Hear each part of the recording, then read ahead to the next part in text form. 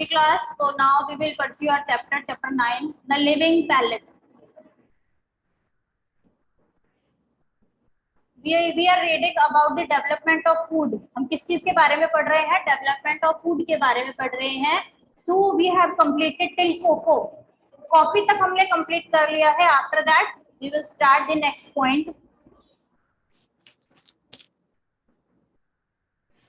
Nitish, mic on करिए. Yes. Yes. Yes, ma'am. Read from this bold paragraph. कहाँ से? The Greeks had a name for cocoa. The Greek had a name for cocoa. Their broma, literally food. Theobroma, beta. Theobroma. Theobroma, literally food of the goods, and God. also it is. We have the ancient Indians of Peru to thank for the delightful vegetable potato.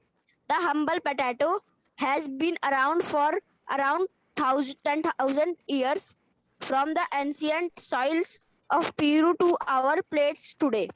The humble potato has had an incredible journey that started with the 16th century Spanish invasion of South America. Okay, Listen. very good, Nitish. Wait, Nitish. Turn off your mic now. Okay. The Greeks had a name for cocoa. जो Greeks लोग हैं उन्होंने cocoa का जो coffee है उसका name क्या रखा था? थियोब्रोमा. ठीक है, आपसे शॉर्ट क्वेश्चन पूछा जा सकता है. The Greeks had a name for cocoa. So dash, ये क्वेश्चन पूछा जा सकता है कि क्या नाम रखा तो उन्होंने? थियोब्रोमा, जिसका मीनिंग क्या है? Food of the gods. Food of the gods means भगवानों का खाना. उन्होंने कॉफी को क्या नाम दे दिया? भगवानों का फूड. गॉड्स का फूड उन्होंने नाम दे दिया था कॉफी का. We have the Inca Indians of Peru to thank for the delightful vegetable potato. अब यहाँ पे पोटैटो के बारे में डिस्कशन हो रही है कि पोटैटो हमारे पास कहाँ से आया है? पेरू से आया है. पेरू जगह, एक जगह का नाम है पेरू. पोटैटो हमें पेरू से मिला है. पेरू में इन्वेंशन हुआ था पोटैटो का. The humble potato has been around for around 10,000 years from the ancient soils of Peru. Means 10,000 years पहले वो पेरू की मिट्टी से सीधा हमारी प्लेट्स में आ गया है. 10,000 years पहले सीधा वो पेरू की मिट्टी से हमारी प्लेट्स में आया. The humble potato has an incredible journey that started with the 16th century Spanish invasion of South America. कि ये कहाँ से स्टार्ट हुआ था? 1600 ईस्वी में, 16th सेंचुरी में वो साउथ अमेरिका से स्टार्ट हुआ. तो इसकी जर्नी बहुत लंबी है, पेरू से लेकर और हमारी प्लेट्स तक. तो 1600 ईस्वी से लेकर और अब तक पोटैटो यूज किया जाता है. बहुत ही वाइड वे में पोटैटो को यूज किया जाता है. नाउ टी, कि चाय हमारे पास कैसे आई? चाय का कैसे इन्वेंशन हुआ? Legend has it that somewhere around 4,000 years ago in southwest China, Chinese Emperor Shen Nong stumbled on a brew that is now the famous chai. ठीक है, मीन्स 4,000 साल पहले साउथ वेस्ट चाइना में चाइनीज एम्परर हैं जिनका नाम है Shane नोंग. ठीक है, वो एक कुछ बना रहे थे अपने गार्डन में. ठीक है, कुछ उबाल रहे थे तो अचानक से पास की झाड़ी से एक पत्ती आकर उनकी पॉट में, उनके जो जिसमें वो पानी उबल रहा था, कुछ उबल रहा था, उसमें आकर वो गिर जाती है. The emperor was delighted with the flavor and took to drinking tea. Emperor उसे बहुत खुश हुए, उसको वो जो चाय का फ्लेवर था, उस लीफ का जो फ्लेवर था वो बहुत अच्छा लगा और तभी से उन्होंने इसे क्या नाम दिया? टी का नेम दिया. क्या नाम दे दिया उसे? टी. और तभी से चाय पी जाने लगी थी. Tea came of age much later around the 6th century. कब? 6th सेंचुरी में टी का इन्वेंशन हुआ था, चाय का. The tea chest started on its travel soon after, first to Japan and then to rest of the world. और सबसे पहले जो टी स्टार्ट हुई वो जापान से स्टार्ट हुई, उसके बाद वो धीरे धीरे 1600 ईस्वी तक पूरी दुनिया में को चाय के बारे में पता था. पूरी दुनिया चाय पीती थी. चाइना से जापान, जापान से पूरी दुनिया में. चलिए next. Who will read now? Bhumi Yadav.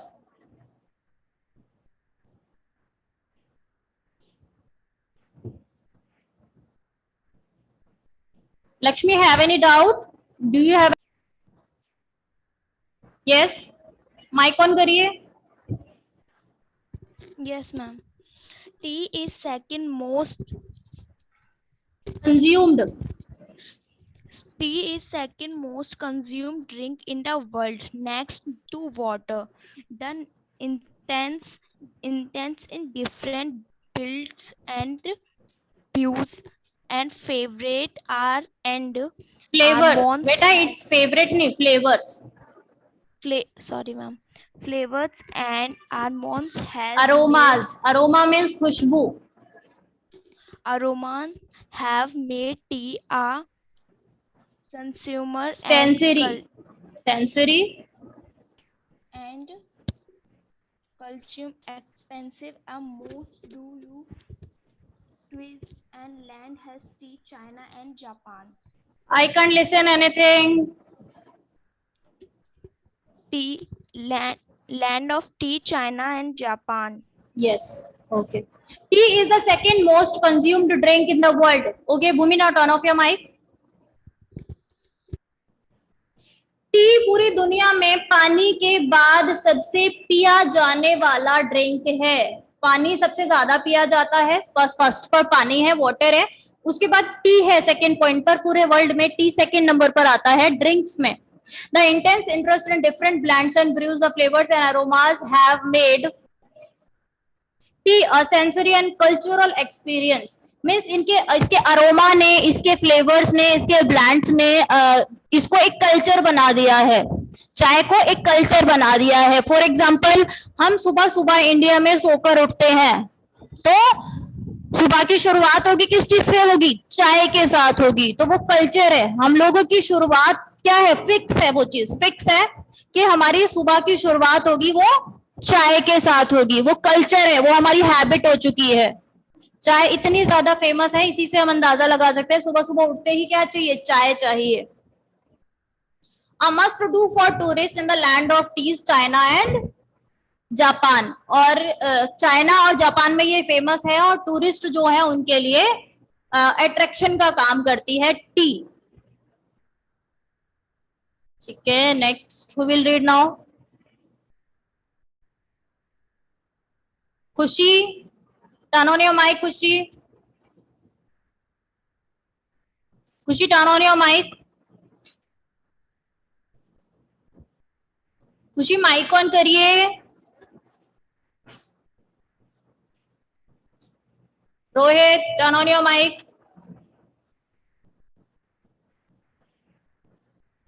Rohit बेटा माइक ऑन करिए.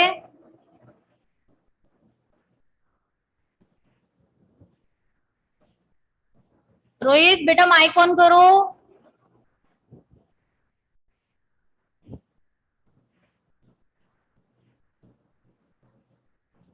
Anushka turn on your mic.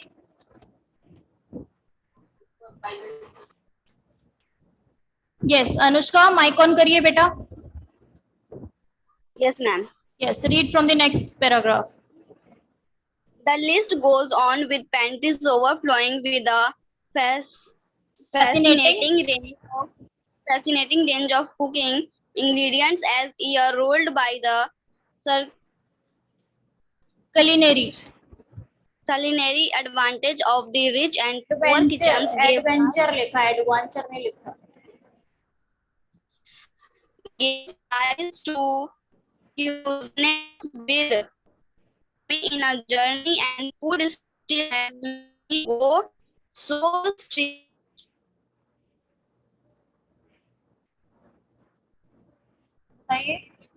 Yes.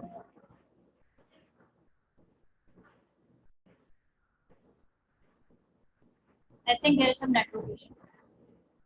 Okay, the list goes on with pantries overflowing with a fascinating range of cooking ingredients.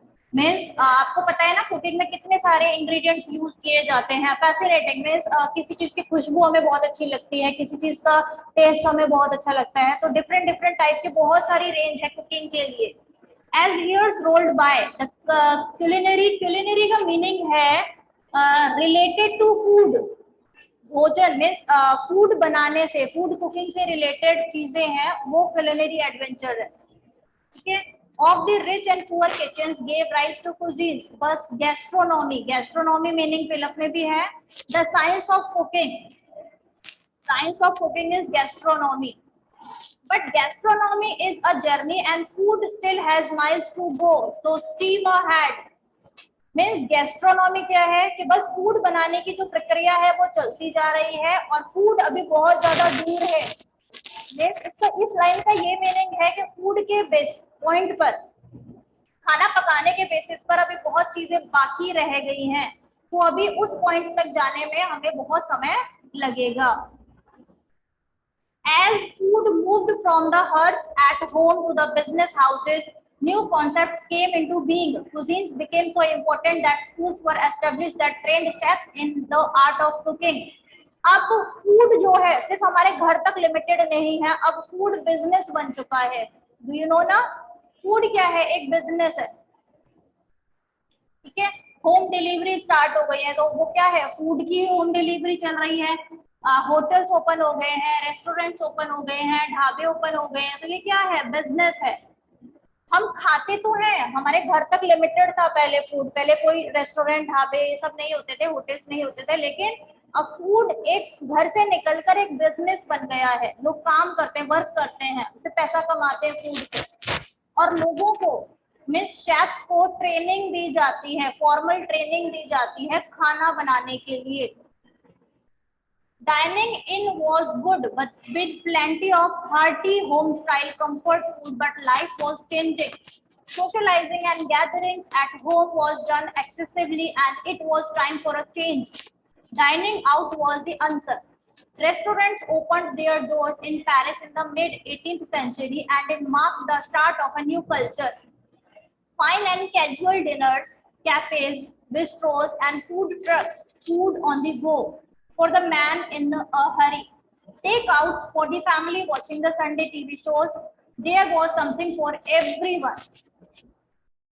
Means पहले लोग सिर्फ एक घर में बैठकर खाना खा लेते थी, पूरी फैमिली घर में बैठ के खाना खा लेती थी. ठीक है. लेकिन धीरे धीरे फिर रेस्टोरेंट्स ओपन हुए, होटल्स ओपन हुए, और उसके साथ साथ जो हमारा कुक ईटिंग है उसको सोशलाइज कर दिया है. अब लोग रेस्टोरेंट्स में जाते हैं, रेस्टोरेंट्स में जाकर खाना खाते हैं. सोशलाइज कैसे कर दिया गया है? लोग अब इकट्ठे बैठते हैं. पहले लोग सिर्फ घर तक लिमिटेड थे खाना खाने के लिए, अब लोग रेस्टोरेंट्स जाते हैं. जब मन होता है संडे को, वीकेंड्स पे, या बीच में कभी मन होता है, तो लोग रेस्टोरेंट्स जाते हैं, होटल्स जाते हैं, वहां जाकर खाना खाते हैं. अब टेक अवे का भी है. आप रेस्टोरेंट पर जाइए, वहां से खाना लाइए और अपने घर में बैठकर खाइए. आप वहां बैठकर भी खाना खा सकते हैं. तो मीन्स ये कल्चर चेंज हो रहा है, चीजें चेंज हो रही हैं. कैफेज बन गए हैं, आप बाहर जा सकते हो, चाय पी सकते हो, कॉफी पी सकते हो, ब्रेकफास्ट कर सकते हो, डिनर कर सकते हैं, लंच कर सकते हैं. अब तो एक न्यू पैटर्न आया है, एक न्यू कल्चर आया है फूड ट्रक्स का. ठीक है. उस एक ट्रक में ही सारी चीजें अवेलेबल होती हैं. उसी में ब्रेकफास्ट अवेलेबल होगा आपके लिए, उसी में डिनर होगा, उसी में लंच होगा. तो ये न्यू कल्चर चल रहा है फूड ट्रक्स का. कि लोग अब फूड को सोशलाइज कर दिया गया है. संडे को लोग क्या करते हैं? संडे को लोग घर पे खाना लाते हैं, अपनी फैमिली के साथ रहते हैं और फ्री रहकर अपनी फैमिली के साथ खाना एंजॉय करते हैं. तो ये भी तो एक न्यू कल्चर है. पहले ऐसा नहीं होता था, लेकिन अब ऐसा होने लगा है. All that too is old news. So what is on my plate now? Food is life, and so we constantly seek to improve the way we cook, store, and eat our food. Mic off रखिए. Convenience food like canned food, frozen foods, TV dinners were once thought to be brilliant innovations in a society that did not have time to cook. Cities late nights at work, the rush hour traffic at away. Half of the day, people started living on processed food or a frozen meal. It was easy, and all you had to do was give it a quick warm up on the stove. and it even that was too much time. The handy microwave did it in a jiffy, means बहुत जल्दी में. इस paragraph में बात हो रही है frozen foods की. Lakshmi, do you know something about frozen food? Canned food या फ्रोजन फूड? फ्रोजन फूड के बारे में सुना है किसी ने? Agam, frozen food. Yes, Agam, frozen food के बारे में सुना है? Yes ma'am. क्या है फ्रोजन फूड? मैम जैसे बर्फ में. हम विदेशी खाना. विदेश क्या नहीं, फ्रोजन, फॉरेन फूड नहीं, फ्रोजन फूड. फ्रोजन फूड के बारे में मैं आपको बताती हूँ. ये न्यू कल्चर चल रहा है और अभी बहुत कम लोग इसके बारे में जानते हैं. और फ्रोजन फूड ना, आप जो चाहो वो चीज आपको फ्रोजन फूड में मिलेगी. आप सोच सकते हो कि कढ़ी चावल भी आपको फ्रोजन मिले. फ्रोजन पता है क्या होता है? अभी बताते हैं. हाँ, उसको बर्फ में रखा जाता है और उससे जितना ठंडा रहेगा वो सेव रहेगा. और बस आप उसको घर पे लाओ, गरम करो और खा लो. कुछ नहीं करना आपको. आप अपने माइक्रोवेव में रख दो, वो गरम हो जाएगा, खा लो. आप अपने गैस पे गरम कर लो और खा लो. मीन्स एक पैकेट्स में बंद होता है वो. उसमें आपको कढ़ी चावल, हाँ सब. बेटा फ्रोजन पीस तो देखा है हमने भी. फ्रोजन पीस तो आती है. आप अब ये आगे देखिए. Not so now. Food scientists and dietitian जो हमारी डाइट के बारे में बात करते हैं कि हमें पूरे दिन में क्या खाना चाहिए, कितना खाना चाहिए, कितना प्रोटीन लेना चाहिए, कितने विटामिन लेना चाहिए. It is dietitian. Say preserved food loses its nutrients and microwaves and chemicals additives are harmful. That's not all. Food companies and fast food chains are in competition and their best bet to sell more into add flavors in prepared food, which is quite different from the natural flavors. Butter, pizzas, slathered with cheese, deep fried snacks, etc. are easy to eat, but not so easy on health. तो क्या आपको लगता है कि ये frozen ये होता है क्या मैम? जो ये सब जो बटर पिज्जाज हैं, स्लैटर्ड चीज हैं, तो ये मैम ये हमारे हेल्थ के लिए हानिकारक हैं. ये हमारी हेल्थ के लिए हार्मफुल है. हम ज्यादा चीज खाते हैं वो हमारे लिए हार्मफुल है. हम बटर खाते हैं वो हमारी हेल्थ के लिए हार्मफुल है. और हम ऐसा फ्रोजन फूड खाते हैं. क्या उस फ्रोजन फूड में क्या वो टेस्ट आता होगा जो रियल फूड में आता है? ऐसा नहीं आता होगा. और जब हम चीजें माइक्रोवेव में गर्म करते हैं ना, जो हम चीजें माइक्रोवेव में गर्म करते हैं तो वो आर्टिफिशियल है. वो सारी चीजें आर्टिफिशियल है. तो वो भी माइक्रोवेव हमारी हेल्थ के लिए हार्मफुल है. वो भी हमारी हेल्थ के लिए अच्छा नहीं है. तो डाइटिशियन यही कहते हैं. मैम माइक्रोवेव में कोई भी चीज गर्म करने से उसका टेस्ट चेंज हो जाता है. टेस्ट चेंज हो जाता है. वो हमारी हेल्थ के लिए भी हार्मफुल होता है. हमारी हेल्थ के लिए भी सेफ नहीं है वो. ठीक है. तो यही यहाँ पे बता रखा है कि ये कल्चर तो चल रहा है. कल्चर तो चल रहा है ऐसे फूड का, मींस जो इजी टू कुक है, इजी टू ईट है. इजी टू कुक है, इजी टू ईट है, लेकिन वो हमारे हेल्थ के लिए सेफ नहीं है. हमारी हेल्थ के लिए वो गुड नहीं है. For some it's back to basics. और अब हमें जरूरत है कि हम बैक चले जाएं. जो कल्चर हमारा पहले चल रहा था वो उस कल्चर की तरफ वापस जाएं. इसीलिए क्या है, बैक टू आवर बेसिक्स. अपने बेसिक्स की तरफ वापस जाओ. फॉरेन कल्चर को एक्सेप्ट ना करते हुए अपने बेसिक की तरफ वापस जाओ, अपने रूट्स की तरफ वापस जाओ. For 95% of our time on earth, we humans have survived by foraging. Foraging means है आपका मीनिंग searching for food. कि पहले क्या था, बहुत साल बिता दिए पहले लोग फूड को सर्च करते थे. We have gathered and hunted our food for years. So the new trend is going back to local, freshly grown foods. There are other who says start thinking of ethical and unethical food. Move beyond vegetarian and non-vegetarian. For the benefit of humans, animals and the environment, go vegan. They have powerful arguments too. How and what we eat speaks a lot about us as a people. The food on our table not only reflects a rich cultural history, but also our current values and the physical state of health Tell me what you eat and I will tell you what you are. Jean Athlum Brillet Severin. Have you ever noticed the menu card at restaurants and the food on airlines sporting labels like this? Means इसमें simply ये बताया गया है कि कई बार discussion ये होती है, लोग ये डिस्कशन करते हैं जो लोग बहुत नॉलेज रखते हैं कि वेजिटेरियन होना चाहिए या नॉन वेजिटेरियन होना चाहिए। बहुत बहस चलती है इस पे कि वेजिटेरियन होना चाहिए या नॉन वेजिटेरियन होना चाहिए। सबके अपने अपने पॉइंट ऑफ व्यू होते हैं, सब अपने अपने अकॉर्डिंग बताते हैं, ठीक है।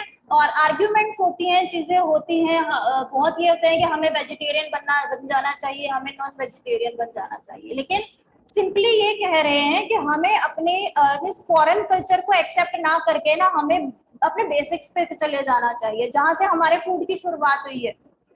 पहले आप लोगों ने देखा होगा, जो लोग गांव से बिलोंग करते हैं, अपने पेरेंट्स से पूछना कि पहले जो फूड होता था वो कैसा होता था।